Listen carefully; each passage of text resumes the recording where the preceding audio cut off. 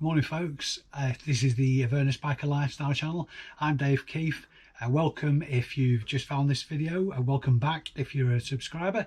If you're not already subscribed, obviously please click the button down below.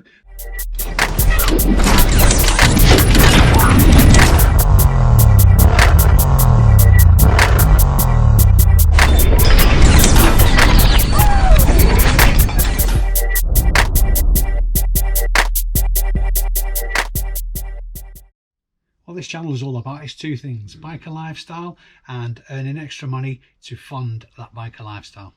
As I mentioned in the last video, what I wanted to do with this one is go through how you can find things around your house to resell on eBay to get the ball rolling of your reselling journey. As I mentioned before, I started this business with £20, but realistically speaking you can start with nothing at all, and that's what we're going to go through today. Before we kick things off though, what I wanted to do is just go through the orders from the weekend. It's been quite a busy weekend, I think, because of the coronavirus thing. A lot of people getting boarded basically and buying things online to fill the time. Certainly going off some of the things that I've sold, going by the nature of those, that's certainly the case. So there we have it, the orders from the weekend. It's got to be said that it's been a bit of an exceptional weekend sales wise. You're looking at 32 orders for a value of just over £716. Now, like I say, that's actually 33 orders because I processed an order late last night, so there's an extra £30 to go on that. But generally on an average weekend to date I've been doing £200 to £300 maybe. Because of the nature of a lot of the stuff that's been selling, toys, games, educational bits and pieces and cleaning bits and pieces, it's obviously something to do with the current situation with the coronavirus. Back at my desk now, and what I'm going to do is take you through an example of listing an item.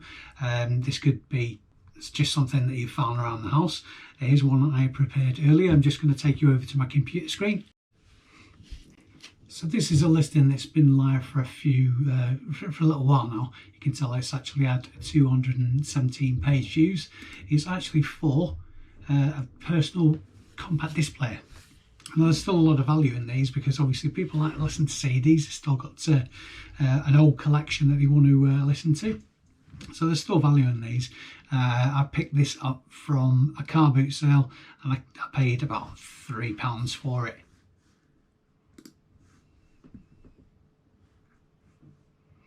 So what I'm going to do is just take you into the background of the listing, just to tell you and show you what I've done, how I've gone about setting this listing up.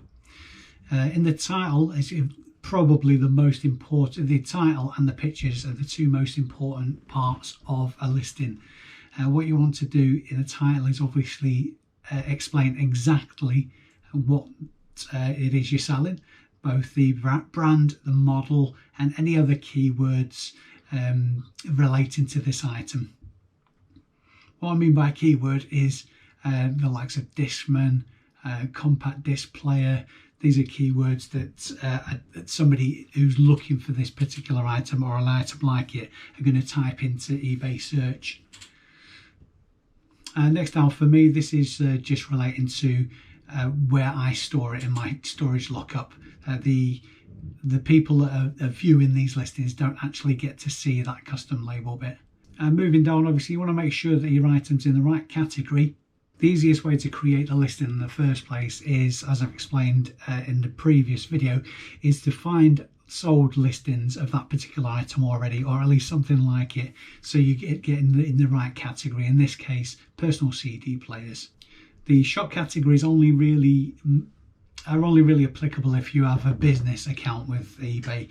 This is an irrelevance if you're selling as a private seller your own items.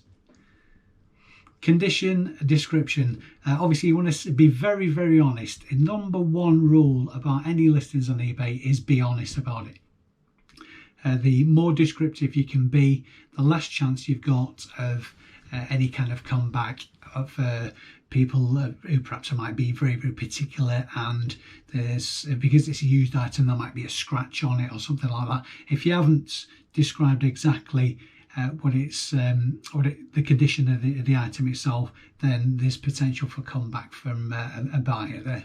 With eBay listings, you get up to 12 pictures. eBay likes to at least the first image to be on a white background. To be honest with you, I think it just looks a lot better anyway. It looks more professional and it increases the chances you're going to make a sale. A couple of key points that you want to remember when you're putting together your pictures is try and keep them as clear and to the point as you can. You want to avoid taking pictures on bed sheets, carpets, any kind of messy background. So try and make your pictures look as clean and presentable as possible. If there are any marks or defects with the item, take a close-up of them. Or equally, if there's nothing wrong with it, you want to take close-up pictures anyway, just to show a potential buyer how pristine or otherwise it is. But like I say, above all, be honest. If you're selling an electrical item like this, obviously make sure that you take a picture of the battery compartment. Sometimes with second-hand goods, if they've been stored with batteries in, the batteries can leak. People know this, so they like to see pictures of battery compartments without any sign of leakage or anything like that. On top of the item is the item itself. If there are any accessories with it, take a picture of those as well. Moving down, a lot of these fields, if you're copying a listing that's already been a successful sale for somebody else, a lot of these fields will already be filled in. I'm stating the obvious to a lot of people, but obviously if there's an asterisk next to the particular field, then that has to be filled in. So all these item specifics in the main, just check through them, make sure that they actually relate to what you're selling. And the item description, be as descriptive as possible. Again, just to back up your images, you want to be as honest as possible about this item. If there are any defects, mention those, any physical or mechanical defects. Equally, if it's in perfect order, sell it away. You need to be saying that it's in perfect working order and in good condition cosmetically. Moving down, obviously you want to put your price in. I always go with buy it now prices. I tend to find that people don't like hanging about.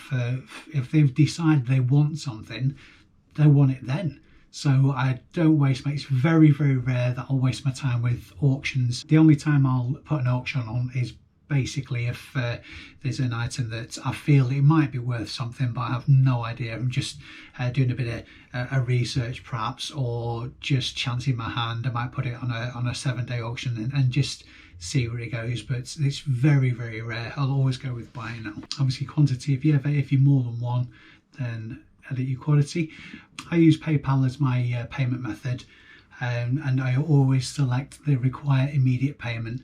There's nothing more frustrating than after you've made a sale and you hear that ka-ching, is waiting around for up to 2 days for people to pay. I always like them to pay as soon as they've agreed to make the purchase, basically. Now, as a business seller, I'm required to give 30-day returns, but as private sellers, I don't believe that's the case. But I always like to give good customer service anyway, and I think if it's something that you're going to be doing longer term, you definitely want to be offering returns. Select your postage options. If it's under the Royal Mail small parcel size, I always use Royal Mail because they're the most reliable. If it's over 2 kilos or over a certain size, then I'll use external couriers, but that's something that we can go on to in a later video. Dispatch time, I've set mine over to 2 working days. It used to be 1 working day, but the workload was quite intense. If the pressure was on to get items out immediately. If you send items out late, you'll get defects on your account and that can affect your sales rate. So I took the pressure off myself, increased my dispatch time to 2 working days, and it's working out really, really well. This one down, always sell international through global shipping program. I can't recommend this highly enough. It's a fantastic service. Basically what this means is if you make a sale to somebody via the global shipping program who lives in another country other than the UK, all you need to do is you'll get a reference number and an address which is in Lichfield, which is the eBay fulfillment centre. You send it there and it only costs you the UK rate. So for under 2 kilos, it'll be £2.95, for example, with a Royal Mail, and that's all you pay. And eBay takes care of everything else. They take care of the international shipping, any duties that might be involved, and the buyer in the recipient country pays the difference. And eBay takes care of everything for you. It's a really, really, really good service. I highly recommend it. And that's it on a lot of my postings just recently. I've been using the promoted listings, but unless you're a business seller or unless you've got a lot of items that you want to clear and have a good sell-through rate, then I just leave that be. And then obviously at the minute it's at the bottom, it says revise your listings. It will say list your item with the displayed fees. As private and business sellers, you get quite a bit of free listings. So if you go over those free listings, I think it's something crazy like £20,000 worth of free listings you're allowed. So the chances of you getting any listing fees are very, very low anyway. And then you can view the completed listing.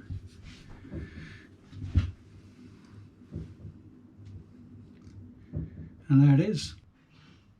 So people have the option to buy this item now, and you get the ching on your device. If you found this video useful or interesting, please give it a thumbs up. It really does help the channel with the YouTube algorithms and all that kind of thing. Like I say, this channel is not just about this reselling side of it, raised an extra few quid to fund your biker lifestyle. It is about being a biker as well and everything that entails. We are kind of restricted at the minute because of the coronavirus thing, so we will be getting back onto that kind of tip as soon as humanly possible. Don't forget to hit the subscribe button and the notification bell, and you'll get notified as soon as I post a video. And thanks very much indeed again for watching, and I will catch you in the next one.